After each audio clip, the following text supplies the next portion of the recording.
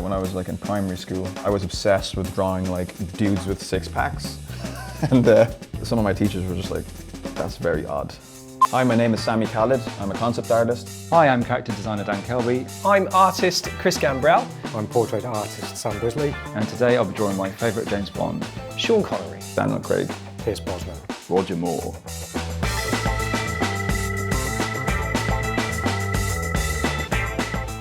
The name's Gambrell. Chris Gambrell. Not too bad, eh? For me, when people say James Bond, I think Sean Connery. He's extremely charismatic, big part of my childhood. He's got the charisma, he's got the charm. I come from near Birmingham, and I don't think the accent is very well suited to saying that, but I'll give it a go. The name's Brisley. Sam Brisley. It doesn't work, does it? It's not a sophisticated sound. People always talk about Sean Connery as being their favourite Bond, but to be honest, I never really saw any of his films. It was always Roger Moore, so I guess I kind of associate him with being the quintessential Bond. Plus, he's pretty suave. I like Daniel Craig. He was very different to the other Bonds, and I think he brought a lot of new elements to the character. He looks the part, like he looks like he could kick your ass kind of thing.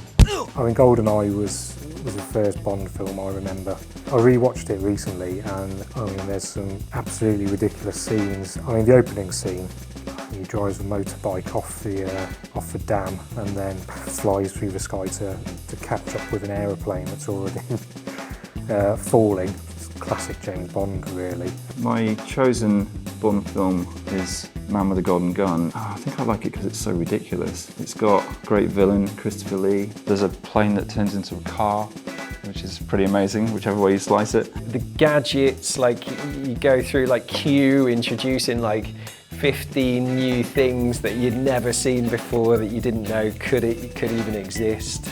Roger Moore's quite an interesting Bond because usually when you caricature somebody, you want to fixate on somebody who's got one really outstanding feature that's, say, perhaps, you know, a big nose or whatever, a distinguishable hairstyle. He doesn't really have any sort of discerning features apart from his eyebrow.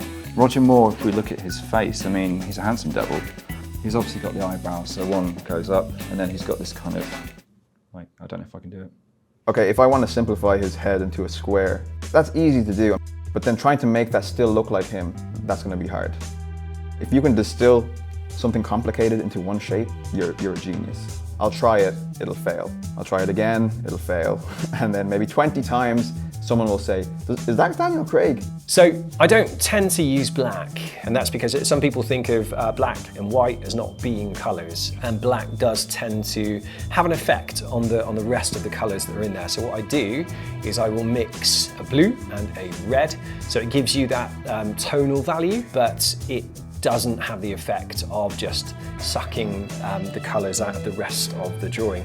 I mean, I do pencil drawing mainly because it's what I've always done. When I try a new medium, I do get a little bit frustrated because I almost expect to be as good as I am at drawing straight away, and of course it just doesn't work like that. I've got to put in a little bit more effort. I'm at the stage where the concept of going back to traditional sketching is a little bit scary because you've got undo, right, on digital. Before I'd have to get the eraser out if I was drawing it traditionally, I'd have to rub it out, I'd have to draw it in. If it still wasn't right, I'd have to rub it out again, and it's a real time saver.